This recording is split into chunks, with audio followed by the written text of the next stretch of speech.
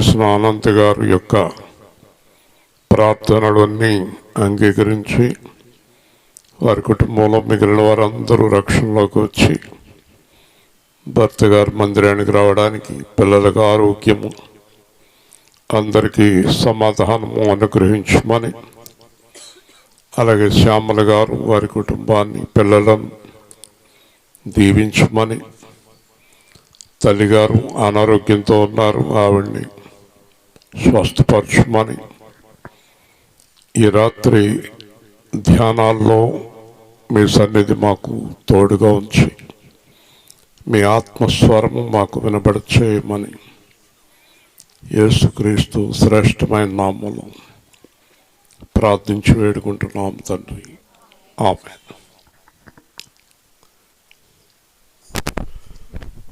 సిలువే నాశ్రయము, సిలువే నాశ్రయము, సిలువే నా విమోచన, సిలువే నా విమోచన, సిలువే నా ఆధారము, సిలువే నా ఆధారము, సిలువలో యేసు చిందిన రక్తం, సిలువలో యేసు చిందిన రక్తము, నా పాపములను కడిగి వేసెను, నా పాపములను కడిగి వేసెను, సిలువే నాశ్రయము, సిలువే నాశ్రయము, సిలువే నా విమోచన, సిలువే నా విమోచన, సిలువలో యేసు నా రక్షకుడు, సిలువలో యేసు నా రక్షకుడు, ఆరాధింతును ఆత్మతో సత్యముతో, ఆరాధింతును ఆత్మతో సత్యముతో, ఆరాధింతును ఆత్మతో సత్యముతో, ఆరాధింతును ఆత్మతో సత్యముతో, ఆరాధనకు యోగ్యుడు ఈయనే, ఆరాధనకు యోగ్యుడు నీవని, ఈయనే నన్ను ప్రేమించెను, ఈయని నన్ను ప్రేమించెను, ప్రేమించి నన్ను స్వస్థపరచెను, ప్రేమించి నన్ను స్వస్థపరచెను, అపవాది నుండి విడిపించెను నన్ను, అపవాది నుండి విడిపించెను నన్ను, మరణము నుండి తప్పించెను, మరణము నుండి తప్పించెను, ప్రభు యేసుక్రీస్తు ఆరాధన, ప్రభు యేసుక్రీస్తు ఆరాధన, ఆరాధన, ఆరాధన, ఆరాధన, ఆరాధన, ఆత్మతో సత్యముతో, ఆత్మతో సత్యముతో, ఆరాధన, ఆరాధన, ఆరాధన, ఆరాధన, ఆదియందు వాక్యము ఉండెను, ఆదియందు వాక్యము ఉండెను, వాక్యమే దేవుడై ఉండెను, వాక్యమే దేవుడై ఉండెను, ఆ వాక్యమే యేసుక్రీస్తుగా, ఆ వాక్యమే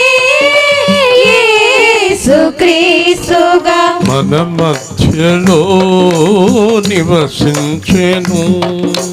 మన మధ్యలో నివసించెను. ఆరాధన ఆరాధన ఆరాధన ఆరాధన ఆత్మతో సత్యముతో ఆత్మతో సత్యముతో ఆరాధన ఆరాధన ఆరాధన ఆరాధన కృంగిన వారిని విడిపించును. కృంగిన వారిని విడిపించుము. పడి ఉన్న వారిని లేవనెత్తును. పడి ఉన్న వారిని లేవనెత్తును. దిక్కులేని వారిని ఆదరించును. దిక్కులేని వారిని ఆదరించును. విరిగిన వారిని నలిగిన వారిని విరిగిన వారిని నలిగిన వారిని తిరిగి ఆయనే బాగు చేయును. యేసు తిరిగి ఆయనే బాగు చేయును.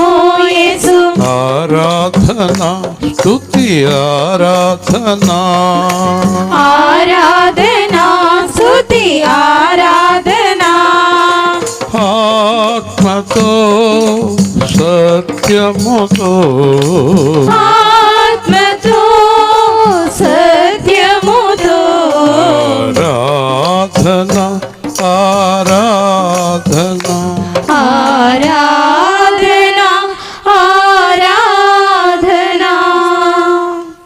ఎవరైతే అనారోగ్యాలతో ఉన్నారో, ఎవరైతే ఆందోళనతో ఉన్నారో, ఎవరైతే ఇబ్బందుల్లో ఉన్నారో వారందరి కొరకు ఈ సమయంలో ప్రార్థన చేస్తున్నాం. తండ్రి, మీరు ఎరుగుదురు. ఎవరైతే భయంకరమైన వ్యాధుల్లో, ఎనలేని విచారములు, దుఃఖములు, మానసిక బాధలు, వేదనలు,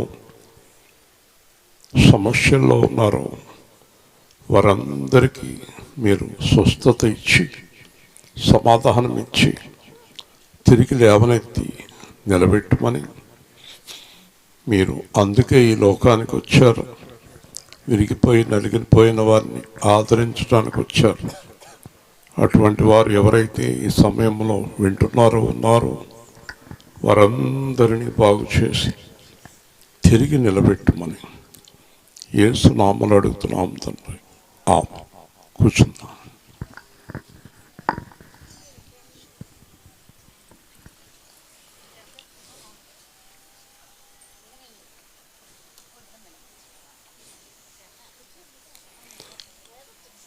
అపోస్తల కార్యాలు 10వ అధ్యాయం. అపోస్తల కార్యాలు 10వ అధ్యాయం 34 నుంచి శ్రద్ధగా విందాం. అపోస్తల కార్యాలు 10వ అధ్యాయం 34 113వ పేజీ. దేవుడు పక్షపాతి కొత్త నిబంధన. దేవుడు పక్షపాతి కాడని నిజముగా గ్రహించి ఉన్నాను. ప్రతి జనములోనూ ఆయనకు భయపడి నీతిగా నడుచుకుని వారిని ఆయన అంగీకరించును. యేసుక్రీస్తు అందరికీ ప్రభు. ఆయన ద్వారా దేవుడు సమాధానకరమైన సువార్తను ప్రకటించి ఇశ్రాయేలీయులకు పంపిన వర్తమానం మీరెరుగుదురు. యోహాను బాప్తిస్మం ప్రకటించిన తరువాత గలిలయ మొదలుకొని యూదయనంతటా ప్రసిద్ధమైన సంగతి మీకు తెలియను. అదేదనగా దేవుడు నజరేయుడైన యేసును పరిశుద్ధాత్మతోనూ శక్తితోనూ అభిషేకించునదే. దేవుడు ఆయనకు తోడయుండును గనక ఆయన మేలు చేయుచు అపవాది చేత పీడింపబడిన వారందరినీ స్వస్థపరచుచు సంచరించుచుండెను. చాలు. యేసు ఈ లోకానికి వచ్చినటువంటి అసలు ప్రధానమైన కారణం ఏంటంటే అపవాది ఈ లోకంలో ఉన్నాడు. అపవాది అనేవాడు ప్రమాదకరమైన వాడు. ఏదేం తోటలో బయలుదేరాడు. ఏదేం తోటకు ముందే వాడు పడదోయబడిన దేవదూత. వాడు ఏం చేస్తాడు? మనశ్శాంతి లేకుండా చేస్తాడు, ఆరోగ్యం లేకుండా చేస్తాడు, పాపంలో మునిగిపోయేటట్టు చేస్తాడు. అసలు యేసుప్రభు ఈ లోకానికి వచ్చిన కారణమే అపవాది క్రియలు లయపరచడానికి. ఆదికాండములో దేవుడు ఆదాముతో ఈ పండు తినొద్దు అన్నప్పుడు అసలు ఆ పండు అతని భార్య తినకపోతే అపవాది అనేవాడే ఇక్కడ స్థానం లేదు. మొదటి నుంచి కూడా, మొదటి మానవుడి నుంచి చివరి మానవుడి వరకు కూడా దేవుడు ఏది చేయొద్దన్నారో అదే చేస్తున్నారు. దేవుడు ఏది చేయొద్దన్నారో అదే చేస్తున్నారు. దేవుడు ఏది చూడొద్దన్నారో అదే చూస్తున్నారు. సరే, భయంకరమైన వార్తలు వింటున్నాం మనం ఈ దినాల్లో. చాలా భయంకరమైన వార్తలు వింటున్నాం. కర్ణాటక రాష్ట్రంలో అన్ని యూనివర్సిటీలు మెడికల్ టెస్ట్ చేస్తే డిగ్రీలు, పోస్ట్ గ్రాడ్యుయేషన్ చదువుకునే పిల్లలకి, ఆడపిల్లలకి, మగపిల్లలకి 7,000 మంది పైన ఎయిడ్స్ రోగంతో ఉన్నారు. చదువుకునే పిల్లలు. ఎంత భయంకరమైన పరిస్థితుల్లో లోకం ఉంది. అన్యాయం ప్రబలిపోయి భయంకరం అయిపోయింది. అపవాదిని దేవుడని ఆరాధించేవారు ఎక్కువైపోయారు. యథార్థమైన ఆరాధనకి ఆటంకాలు పెడుతున్నారు. సత్యమైనటువంటి దేవుణ్ణి ఒప్పుకోవటం లేదు. అబద్ధాన్ని అధికారముగా పెట్టుకుని భయంకరంగా ప్రవర్తిస్తున్నారు. కాబట్టి మనం ఏం చేయాలి? మనకి సత్యం ఏదో తెలుసు, మనకు దేవుడు ఎవరో తెలుసు. కాబట్టి మన వంతు పని మనం చేసుకుంటూ వెళ్ళాలి, చెప్పాలి. మనం 21 సంవత్సరాలుగా రాత్రి అయితే దేవా ప్రాంతంలో చేసాం, ఈరోజు ఇక్కడికి వచ్చాం. మనకు తెలుసున్నంత వరకు అబద్ధంలో, పాపంలో ఉన్నవారిని సత్యంలోనికి మన వంతు కృషి మనం చేయాలి. యేసుక్రీస్తు నిజమైన దేవుడని ఎక్కడైనా ఎవరికైనా చెప్పగలగాలి. భయపడకూడదు, ఎవరికి భయపడకూడదు. మనం భయపడిన ఎడల ఉరి వచ్చునని ఉంది బైబిల్లో.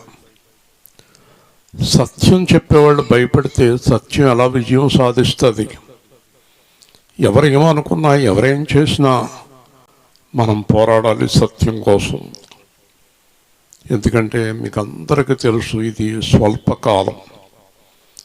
దావీదంటాడు 70 లేదా 80 మన ఆయుష్. అది కూడా ఆయాసం, రోగాలు, కష్టాలు. ఈ ఆయుష్లోనే, ఈ సమయంలోనే మనం సాధ్యమైనంత మట్టుకు కొంతమందినైనా సత్యం వైపుకి నడిపించాలి. దేవుని స్తోత్రం. అది మన కర్తవ్యం. మనందరం ఊళ్ళో చెప్పుకుంటాం, పలానా చోట మామిడికాయలు బాగున్నాయి, పలానా చోట మిరకాయలు బాగున్నాయి, పలానా చోట బట్టలు బాగున్నాయి. అసలు చెప్పుకోని విషయమే ఉండదు. వేల్పూర్ అంటే ప్రసిద్ధి. ఎంత ప్రసిద్ధి అంటే వేల్పూర్ మొత్తంలో ఏ మూలైనా ఒక్క విషయం తెలిస్తే 1 గంటలో వేల్పూర్ అంత తెలిసిపోతుంది. అంత గొప్ప ఊరిది. మరి అంత గొప్ప ఊరిలో దేవుడు ఎవరో అందరికీ తెలియకపోవటం ఆశ్చర్యం. అది అక్కర్లేదు. ఈ మిరగాయలు, కారాలు, బట్టలే కావాలి. దేవుడు ఎవరో ఇంకా ఏలుపూర్లో చాలామందికి తెలియదు. ఏవేవో పెట్టి దేవుళ్ళు అంటున్నారు. ఎందుకు చేస్తున్నారో తెలియదు, కానీ మన వంతు కృషి మనం చేయాలి. నెబుకద్నెజరు అనే రాజు ఒక బొమ్మను నిలబెట్టి, ఈ బొమ్మకు ఆరాధన చేయకపోతే అగ్నిగుండంలో వేస్తాను అన్నాడు.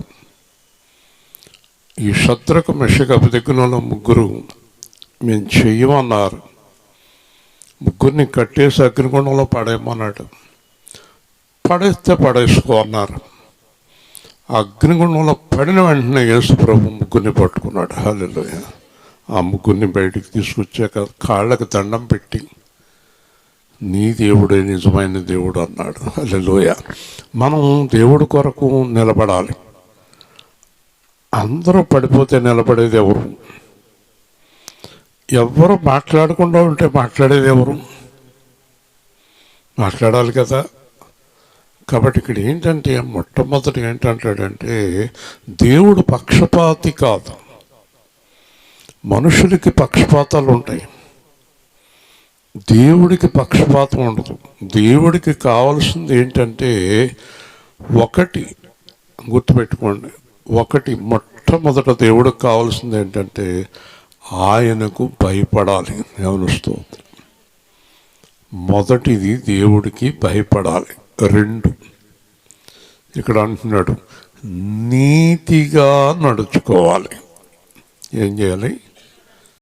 ఎవ్వరికి అన్యాయం చేయకూడదు, అవినీతిగా జీవించకూడదు. ఇప్పుడు దేవుడు అంటే భయపడేవారు ఖచ్చితంగా పాపం చేయరు. దేవుడు భయం లేనివారే పాపం చేస్తారు. భయంలోనే నీతి ఉంది. కాబట్టి చాలామందికి తెలియని విషయం ఏంటంటే, యేసు ప్రభువుని నమ్ముకున్న వారందరూ పరలోకం వెళ్ళిపోతారు అని అనుకుంటారు. యేసు ప్రభువుని నమ్ముకున్నవారు కాదు పరలోకానికి వెళ్ళేది. యేసు ప్రభువుకు భయపడి పాపం చేయని వారు మాత్రమే పరలోకం వెళ్తారు. హల్లెలూయా. అందరూ వెళ్ళరు. ఇప్పుడు ఒక ఆయన పౌలుని అడిగాడు, అయ్యా మరి మాకు యేసు ప్రభు తెలియదు మీరు చెప్పే వరకు. మరి యేసు ప్రభు తెలియని చాలామంది ఉన్నారు. ఈరోజు కూడా ఈ లోకంలో యేసు ప్రభుని ఎరగని వారు కూడా కోట్ల కొలదిగా ఉన్నారు. మరి వాళ్ళ సంగతి ఏంటి అని పౌలుని ఒక ఆయన అడిగాడు. నన్ను కూడా చాలామంది అడిగారు. దానికే ఈ వాక్యంలో సమాధానం ఉంది. వాళ్ళు ఎవరైనా నీతి తప్పకుండా దేవుడు అనే భయం కలిగి ఉన్నవారిని నేను తప్పకుండా శిక్ష నుంచి తప్పిస్తానని దేవుడు చెప్తున్నాడు. హల్లెలూయా. చూసారా? కాబట్టి ఇప్పుడు ప్రధానమైనది ఏది అంటే భయము, నీతి. ఏముండాలి? భయము, నీతి. అదే ఈ రోజుల్లో ఎవ్వరికీ లేదు. ఎవరికి భయము లేదు, నీతి లేదు. ఈ రెండు ఉండేవారినట ఆయన అంగీకరించడం అనే మాటలో అర్థం ఏంటో తెలుసా? అంగీకరించను అంటే అర్థం ఏంటంటే ఆయన రాజ్యానికి అనుమతిస్తాడు. హల్లెలూయా. ఆయన రాజ్యానికి అనుమతిస్తాడు. ఇప్పుడు మనం సువార్త ప్రకటించేటప్పుడు నేను చాలా సందర్భాల్లో చూశాను కొంతమందిని. వాళ్ళు ఎలా ప్రకటిస్తారంటే, యేసును నమ్మండి లేదా నరకానికి పోతారు. ఎవరైనా అడిగితే కూడా మీరు యేసును నమ్ముకోకపోతే నరకానికి పోతారు. నేను ఎప్పుడు అలా సువార్త ప్రకటించను. యేసును నమ్మితే నరకానికి వెళ్ళరని ప్రకటించను. ఎంచేతంటే చాలామంది మేము నరకానికి వెళ్ళినా నేస్తారు వెంటనే. కాబట్టి వాళ్ళకి మనం చెప్పవలసిన విధానం ఏంటంటే, చాలా ముఖ్యమైన విధానం ఏంటంటే, మొట్టమొదట అసలు యేసు ఎవరో చెప్పాలి. యేసు ఎవరో చెప్పకుండా యేసును నమ్ముకోండి అని అనకూడదు. పెద్ద పెద్ద అధికారుల మధ్యలో నేను సువార్త ప్రకటించాను. వారందరూ వచ్చి నాకు షేక్ హ్యాండ్ ఇచ్చి వెళ్ళారు. ఏంటంటే మొట్టమొదట యేసు ఎవరంటే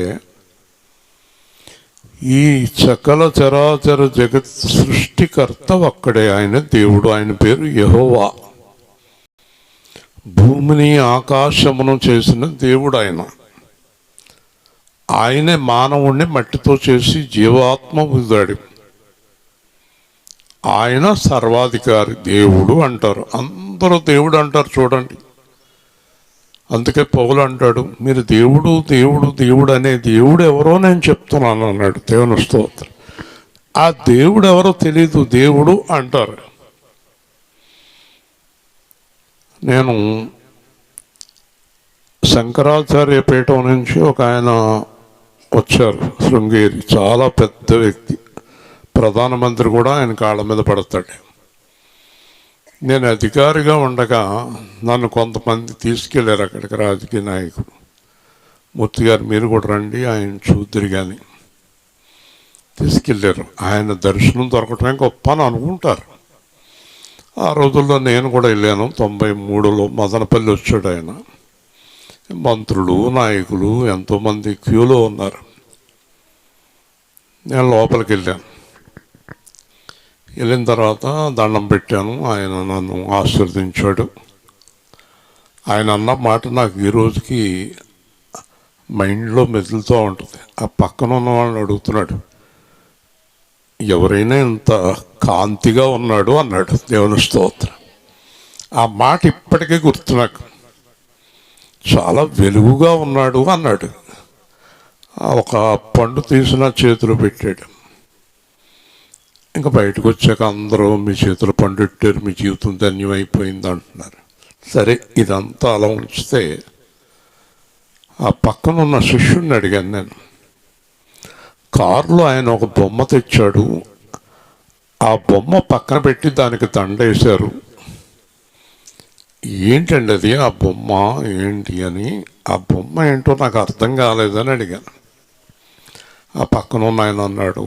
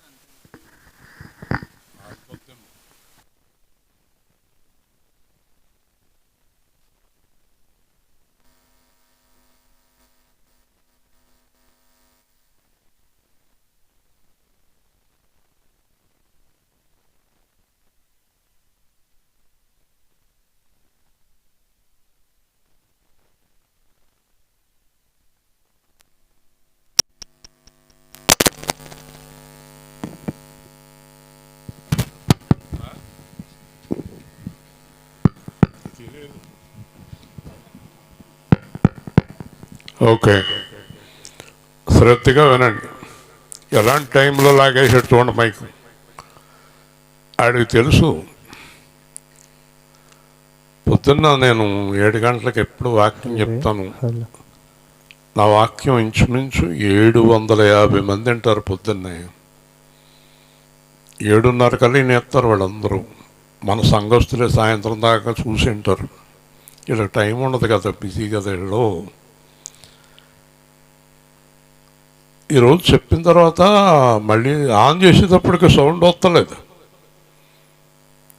అది చెప్పేటప్పుడే అర్థమైపోయింది నాకు, చాలా బలంగా చెప్పేస్తున్నాడు దేవుడు అనుకున్నాను. మళ్ళీ సెట్ అయింది, మళ్ళీ వచ్చింది. కొంతసేపు ఇబ్బంది పెట్టాడు. ఇప్పుడు అసలు విషయానికి వస్తున్నాను.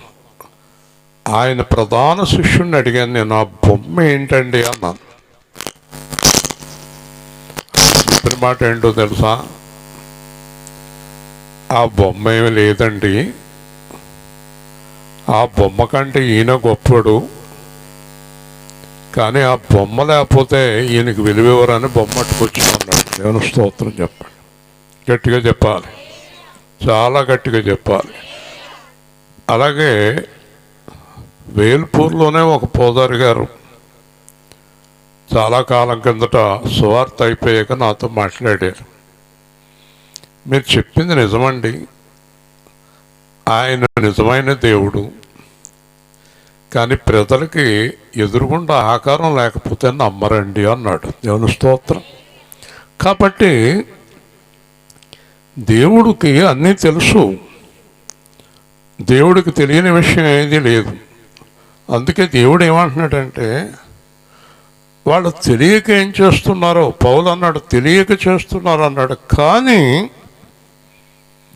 యేసు ప్రభు నమ్ముకున్న వారిలో భయంకరమైన పాపాత్ములు ఉన్నారు, నమ్ముకోని వారిలో చాలా మంది నీతిమంతులు ఉన్నారు. దేవుని స్తోత్రం.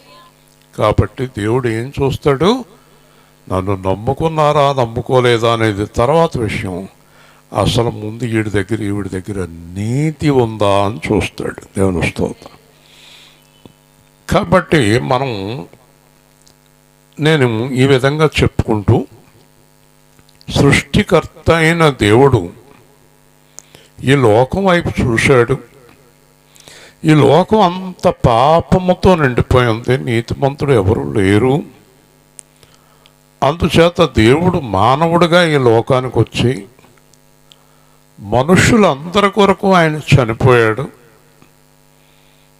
ఆయన రక్తం ద్వారా దేవుడు విమోచన ఇచ్చి యేసు అనే నామాన్ని దేవుడే ఈ లోకంలో రక్షణ కొరకు ఇచ్చాడు. దేవుని స్తోత్రం. కాబట్టి దేవుడు నియమాన్ని ఎవ్వరు కూడా తప్పించడానికి అవకాశం లేదండి. ఇప్పుడు మనం ఎక్కడికి వెళ్ళినా ఆధార్ కార్డు అడుగుతున్నారు. ఆధార్ కార్డు అనేది లేకపోతే ఏ పని అవటం లేదు ఎక్కడ కూడా. ఎవరైనా వెళ్ళి నాకు అసలు ఆధార్ కార్డుతో పని లేదంటే ఇంట్లో కూర్చుంటాం, ఏ పని అవ్వదు ఇంకా. అలాగే నరకం నుంచి పాపం నుంచి తప్పించబడాలంటే యేసుక్రీస్తు రక్తం ద్వారా మాత్రమే విడుదల ఉంది. దేవుని స్తోత్రం. ఇది దేవుడు ఏర్పాటు చేసింది, దేవుని అధికారంతో ఏర్పాటు చేశాడు. ఇది మనం జాగ్రత్తగా చెప్పాలి. అంతేగాని రక్షణ పొందకపోతే నరకానికి పోతాం నరకానికి అంటారు. కాబట్టి సువార్త అనేది చాలా జాగ్రత్తగా ప్రకటించాలి. అన్ని పురాణాలు అన్నీ చదివి నేను ఈ రక్షకుడిని తెలుసుకున్నాను. అందుకే అది చెప్పగలను, ఇది చెప్పగలను. కాబట్టి చాలామందిని ఒప్పించుకుంటూ 465 మందికి ఈరోజు వరకు రక్షణ ఇచ్చి ఉన్నాను. దేవుని స్తోత్రం. కాబట్టి మనం జాగ్రత్తగా దేవుడి గురించి చెప్పాలి. సరే, ఇప్పుడు నేను చెప్పాను కదా, నీతిగా నడుచుకున్న వారు అందరినీ దేవుడు అంగీకరించును అన్నాడు. కానీ పరలోకంలో స్థలం ఉండదు ఎవరికి కూడా. ఎందుకంటే ప్రత్యేకంగా వారిని పెడతాడు. కానీ దేవుని సన్నిధికి వెళ్ళే అర్హత మాత్రం యేసు రక్తంలో కడగబడిన వారికి మాత్రమే ఉంటుంది. హల్లెలూయా. ఎందుచేతంటే ఒకవేళ ఒక మనిషి పుట్టిన తర్వాత ఎప్పుడు పాపం చేయకపోయినా జన్మ పాపం అనేది ఉంది. ఎందుకంటే దావీదు కీర్తనలో దావీదు అంటాడు, నా తల్లి నన్ను పాపములోనే గర్భము ధరించినది. కాబట్టి పాపం లేనివారు, మేమే పాపం లేనివారు అంటే పాపం చెయ్యలేదు అని చెప్పేవారు ఉంటారేమో, కానీ అసలు నా జన్మలో పాపం లేదంటానికి మాత్రం ప్రపంచంలో ఎవ్వరికీ అర్హత లేదు. దేవుని స్తోత్రం. కాబట్టి ప్రతి ఒక్కరూ జన్మ కర్మ పాపాల నుంచి విడుదల పొందాలంటే జన్మ కర్మ పాపము లేని యేసు రక్తం ద్వారా విడుదల పొందాలి. దేవుని స్తోత్రం. కాబట్టి ఇక్కడ ఏమంటున్నాడంటే యేసుక్రీస్తు అందరికీ ప్రభువు. ఒకసారి ఒక ఆయన అన్నాడు, మీ దేవుడు అన్నాడు. నేను అన్నాను, మన దేవుడండి అన్నాను. మీ దేవుడు అనకండి అన్నాను. ఏ అన్నాడు? ఆయన అందరికీ ప్రభువుగా దేవుడు నియమించాడండి. ఇప్పుడు మీరు ఆకాశం అక్కర్లేదు, భూమి అక్కర్లేదు అంటారా అని అడిగాను. అది ఎలాగంటామండి? మరి భూమి ఆకాశములు చేసిన దేవుడే యేసుక్రీస్తుని అధికారిగా నియమించాడు. హల్లెలూయా. యేసుని కాదనే అధికారం ఎవరికి ఉంది? ఎవరికి లేదు. కాబట్టి సమాధానకరమైన సువార్త ప్రకటించి ఇశ్రాయేలుకు పంపిన వర్తమానం మనకిని దేవుడికి సమాధానం పోయింది. ఎందుకంటే దేవుడేమో పరిశుద్ధుడు, మానవుడేమో పాపి. పాపికి పరిశుద్ధుడికి సమాధానం ఉండదు, దేవుడు ఒప్పుకోడు. అందుకే యేసుప్రభు ఎందుకు వచ్చాడంటే దేవుడికి మానవుడికి పోయిన సమాధానాన్ని శిలువ రక్తం ద్వారా సంధి చేసి సమాధానపరచడానికి వచ్చాడు. హల్లెలూయా. చూసారా, యేసుప్రభు చేసిన పని దేవుడితో మనకు సమాధానపరిచాడు. ఉదాహరణకు నేనే ఉన్నాను అనుకోండి. నేను ఒక 25 సంవత్సరాలు 28 సంవత్సరాల కిందట దేవుడు నన్ను ఎరగడు.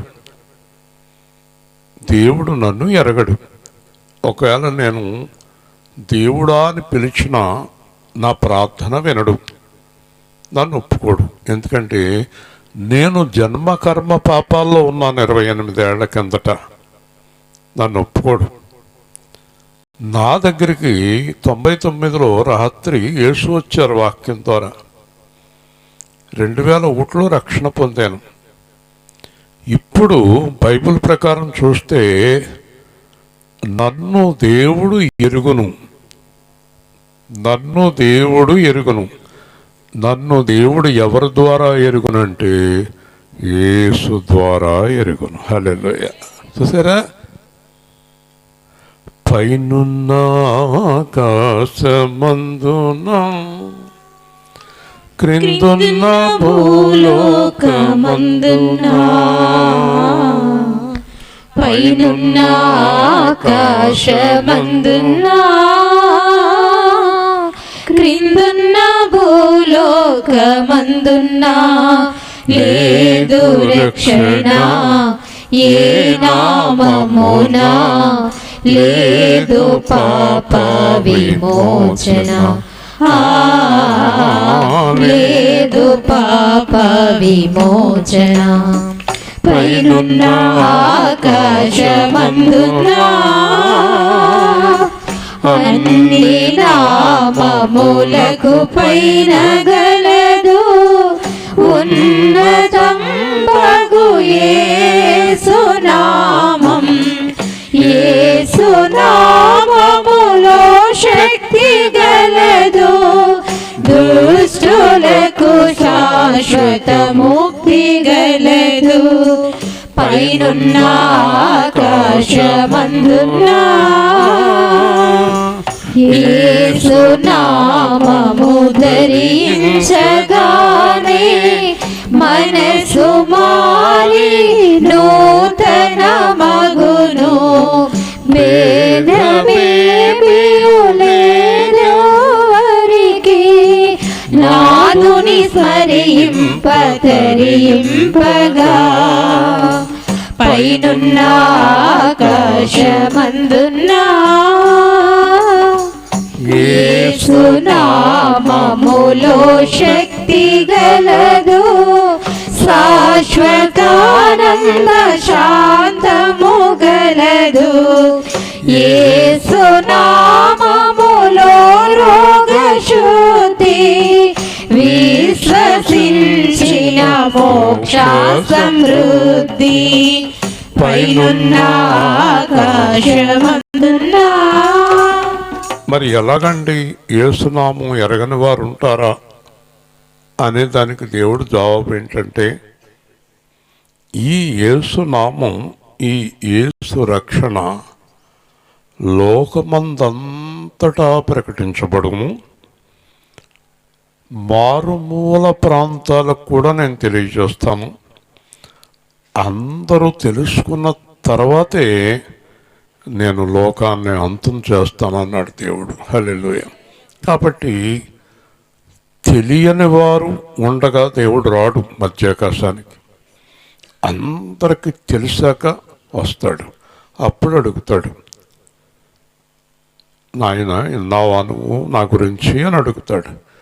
విన్నానండి, మరి రక్షణ పొందలేదే, నమ్మలేదండి. కాబట్టి బైబిల్లో ఉంది, నమ్మి బాప్తిసం పొందిన వారు రక్షింపబడుదురు, నమ్మని వారికి శిక్ష విధింపబడును. ఒకవేళ తెలియని వారు సంగతి కూడా ఇప్పుడు చెప్పాను మీకు.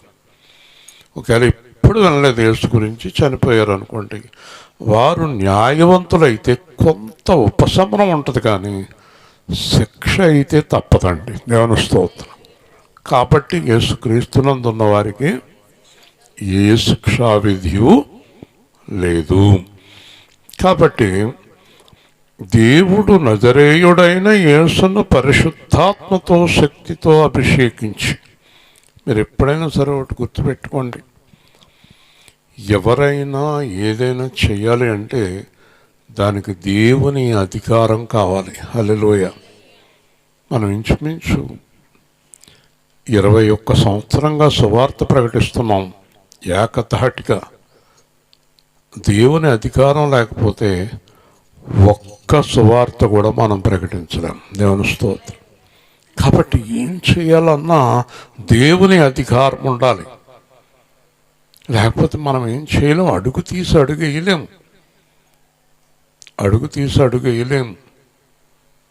తెలుసా, ఈరోజు ఆ యేసన్న గారు సంఘం జాన్ వెస్లీ గారు చెప్తున్నాడు ఇందాక, పాస్టర్ గారు ఒక ఆయన యాక్సిడెంట్ అయింది, 2 వారాలుగా దేవుణ్ణి ఎంతో వేడుకున్నాం, అయినప్పటికీ జరగాల్సింది జరిగిపోయింది, ఇక్కడ వరకు కాలు తీసేశారు ఆయనకి.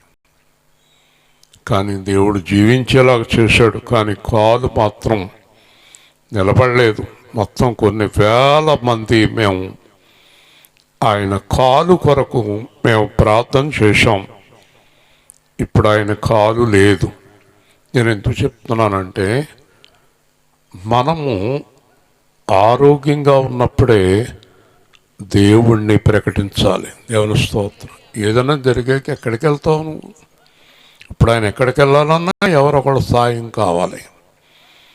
చాలామంది ఏం చేస్తున్నారంటే, కాళ్ళు చేతులు ఆరోగ్యాలు బాగున్నప్పుడు దేవుణ్ణి తెలుసుకోవటం లేదు, ఇష్టం వచ్చినట్టు జీవిస్తున్నారు. అన్నీ పడిపోయాక తెలుసుకుంటే ఏం ప్రయోజనం? ఏమీ ప్రయోజనం లేదు. కాబట్టి దేవుడు పరిశుద్ధాత్మతో శక్తితో అభిషేకించిన కనుక, దేవుడు ఆయనకు తోడైందని కనుక 2 మాటలు చెప్పి ముగిస్తాను. మేలు చేయుచు. చెప్పండి, యేసు ప్రభు ఎవరికైనా ఏం చేస్తాడు చెప్పాలి. కీడు యేసు ప్రభు ఇలా చేశాడు అనకూడదు మనం, అది పాపం. మనం చేసుకున్న పనులే. ఆయన ఎందుకు కాలు దెబ్బతిందంటే, ఆయన ఏదో కొత్త బండి, కుర్రోళ్ళు తోలి బండిలో పడిపోయి ఇదంతా నలిగిపోయింది. మనం ఒకసారి చేసుకునే పనులను బట్టి మనకి ఇలాంటి రోగాలు సంభవిస్తూ ఉంటాయి. కాబట్టి ఈ పరిశుద్ధాత్మ శక్తితో ఉండి అపవాది చేత పీడింపబడుతున్న వారిని స్వస్థపరచుచుండెను. అత్యంత ప్రాముఖ్యమైన విషయం మీకు చెప్తాను నేను, చాలా ప్రాముఖ్యమైన విషయం. ఒక వ్యక్తి దొంగతనం చేయటానికి కారణం అపవాది. ఒక వ్యక్తి వ్యభిచారం చేయటానికి కారణం అపవాది. ఒక వ్యక్తి మోసం చేయటానికి కారణం అపవాది. ఒక వ్యక్తి మనిషిని చంపటానికి కారణం అపవాది. అపవాది చేతిలో ఉన్నవాళ్ళు బయటికి రావటం అనేది ఎంతో కష్టం, చాలా కష్టం. ఎందుకంటే ఆకర్షణీయంగా ఉంటాడు వాడు, చాలా ఆకర్షిస్తాడు. పాపానికి ఆకర్షణ ఎక్కువ, పరిశుద్ధతకి ఆకర్షణ ఉండదు. కాబట్టి ధన వ్యామోహం, స్త్రీ వ్యామోహం, పురుష వ్యామోహం, పాప వ్యామోహం, లోక వ్యామోహం, ఇవన్నీ తీసుకొచ్చి ముందు పెడతాడు. ఒక మనిషి బాగా విని వెళ్ళండి ఇక్కడి నుంచి, ఒక మనిషి దేనికి లోపడతాడో వాడికి తెలుసు. దేవుని స్తోత్రం. దేనికి లోబడతాడో తెలుసు, అది పట్టుకొచ్చి ముందు పెడతాడు. మరి చెప్పనా, నేనైనా మీరైనా దేంట్లో పడిపోతామో వాడికి తెలిసినంత బాగా ఎవరికి తెలియదు. దాన్ని తీసుకొచ్చి ఎక్కడ పెడతాడు? నీ ముందు, నీ కళ్ళ ముందు పెడతాడు. అందుకే యేసయ్య ఏమన్నాడో తెలుసా? నన్ను వెంబడించండి. హల్లెలూయా. మీరు దాని వైపు చూడకండి కదా. కూతురంటే చాలా ఇష్టం అనుకోండి, తల్లికి మంచి టైంలో అమ్మా అంటది, కూతురా వచ్చేస్తున్నాను బస్సు ఎక్కి అంటది, వెళ్ళిపోతుంది. ఎందుకంటే ఎవరి ద్వారా నిన్ను చెడగొట్టాలో చాలా బాగా తెలుసు ఆడికి. ఆడికి తెలిసిన విద్యలు ఎవరికి తెలియదు. ఆ పండొంక రోజు చూస్తుంది. ఆ పండొంక రోజు చూస్తుంటే సాతానికి అర్థమైపోయింది. వెళ్ళాడు. ఏమ్మా పండు తింటావా అన్నాడు. ఈవిడంటది, పండు తినాలని ఉంది, దేవుడు తింటే చచ్చిపోతారు అన్నాడు. అయ్యో పిచ్చిదానా, దేవుడు అలాగే చెప్తాడు, ఏమి చచ్చిపోమ్మా తినేయమ్మా అన్నాడు. ఆ రోజు నుంచి ఈ రోజు వరకు మీరు జ్ఞానం కలిగి తెలివి కలిగి ఉంటే కనుక ఇంత సువార్త వింటున్న మీరు దేవుడు ఏదొద్దన్నారో ఖచ్చితంగా అదే చేస్తున్నారు మీరు చాలామంది. దేవుని స్తోత్రం. ఎందుకంటే మీరు దానికి లోబడిపోతున్నారు. అది ఆడి బాణం అని తెలుసుకుంటున్నది. ఇంకా ఆశ్చర్యం ఏంటి తెలుసండి శ్యామల గారు? ఆశ్చర్యకరమైన విషయం తెలుసా మీకు? సాతానుగాడిలో బతుకుతూ సాతానుగాడి మీద ఆధారపడుతూ సేవకులు ఉన్నారు, విశ్వాసులు ఉన్నారు. వాళ్ళు ఏమంటారు తెలుసండి? ఇది దేవుడు చిత్తం అని అంటారు. అంత దుర్మార్గులు భ్రష్టులు వాళ్ళు. దేవుని స్తోత్రం. ఇలా చేయటం దేవుని చిత్తం అంటారండి. ఏమ్మా నువ్వు అలా చేస్తున్నావు కదా, తప్పు కదమ్మా అంటే, నేను దేవుడిని అడిగానండి, ఒప్పుకున్నాడండి. ఏ దేవుడైనా మాట్లాడమే. నువ్వు చేసి పనిని ఒప్పుకున్న దేవుడు ఎవరైనా యేసయ్యా.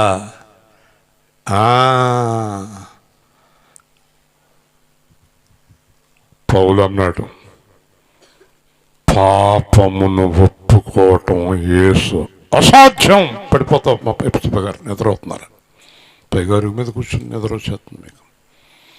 పాపాన్ని ఒప్పుకోవటం అసాధ్యం. ఒక పనికి మాలిన వాడిని ప్రేమించి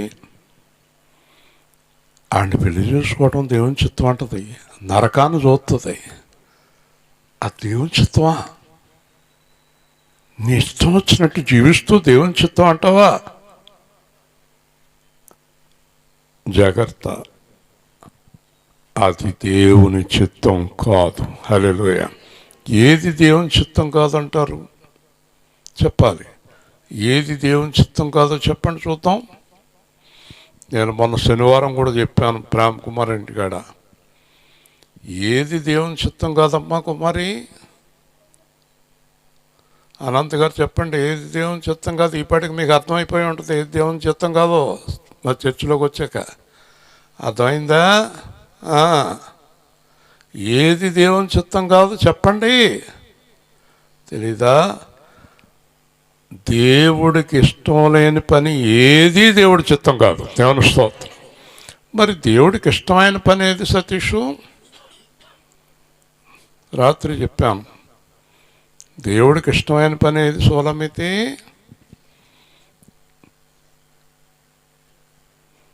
ఇదే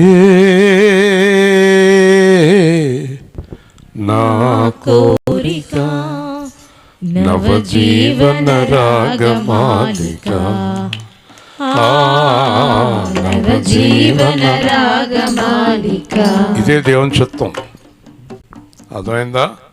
యేసులాగా ఉండాలని, యేసుతోనే నడవాలని, నిలవాలని, గెలవాలని, యేసునందే ఆనందించాలని, ఇదే నా కోరిక, నవజీవన రాగమాలిక. నవజీవన రాగమాలిక. ఈ లోకములో పరలోకములో నీలోన నివసించాలని, ఇంట బయట యేసునాథునికి కంటి పాపనై వెలిగిపోవాలని, ఇదే నా కోరిక, నవజీవన రాగమాలిక. నవజీవన రాగమాలిక. యాత్రను ముగించిన వేళ ఆరోహణమై పోవాలని, క్రీస్తు యేసుతో సింహాసనముపై పైకెగసి కూర్చోవాలని, ఇదే నా కోరిక. దేవుని చిత్తం అంటే ఆ పాట, ఇంకేం అక్కర్లేదు మనకి. చివరికి ఒక మాట చెప్పిన, దేవుని చిత్తం ఏంటో తెలుసా?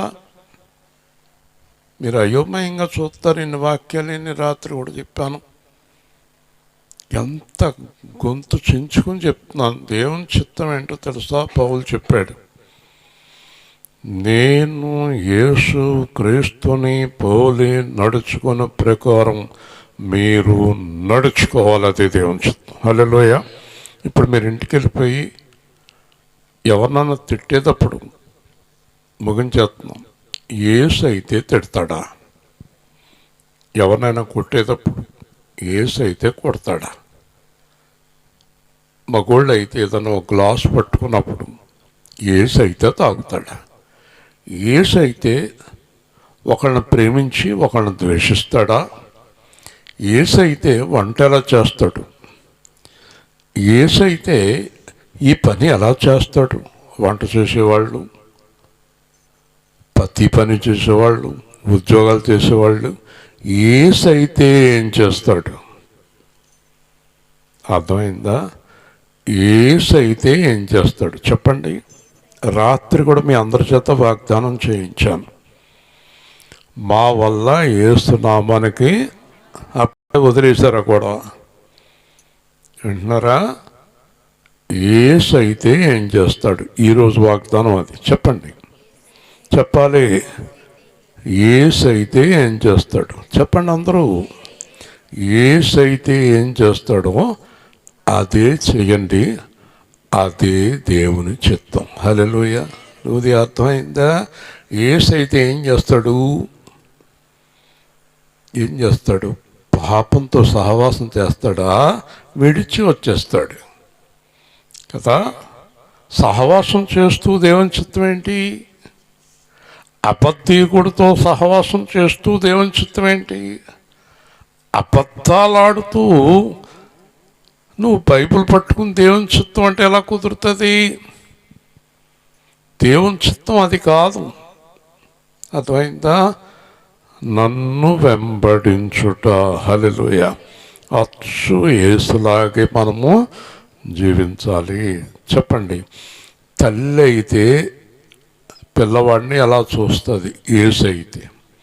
తండ్రి అయితే పిల్లవాడిని ఎలా చూసుకుంటాడు? భర్త అయితే భార్యని ఎలా చూస్తాడు? భార్య అయితే భర్తని. ఒక పాస్టర్ యేసు అయితే ఎలా బోధిస్తాడు? మైక్ సెట్ పెట్టేవాడు యేసు అయితే, ఆటోతో లేవాడు యేసు అయితే, తాపి పని చేసేవాడు యేసు అయితే ఎలా చేస్తాడు? ఈ మాటలు ఆర్ఆర్కే గారు చెప్పారు. ఎందుకంటే మనం రకరకాల పనుల్లో ఉంటాం. ఏ పని అయినా యేసైతే ఎలా చేస్తాడని చేస్తే మీరు పరలోకం వెళ్తారు. హల్లెలూయా. అర్థమైందా? యేసైతే ఏం చేస్తాడు చెప్పండి. ఇప్పుడే కదా అన్నారు. చెప్పు జ్యోతి, యేసు ఏం చేస్తాడు? ఇప్పుడైనా చెప్పాను, మర్చిపోయావు. ఏం చేస్తాడు సులమితి? యేసు మేలు చేస్తాడు. చెప్పండి అందరూ. నా వల్ల ఎవరికైనా కీడు జరుగుతుందంటే యేసును వెంబడించటం లేదు. ఇది దేవుని చిత్తం. ఇలాగ మీరు చేస్తూ చెప్పాలి ఇంకొకరికి. మీరు ఇలా చేస్తూ చెప్పాలి ఇంకొకరికి. చేయకుండా చెప్తే ఏం విలువ ఉంటుంది మనకి?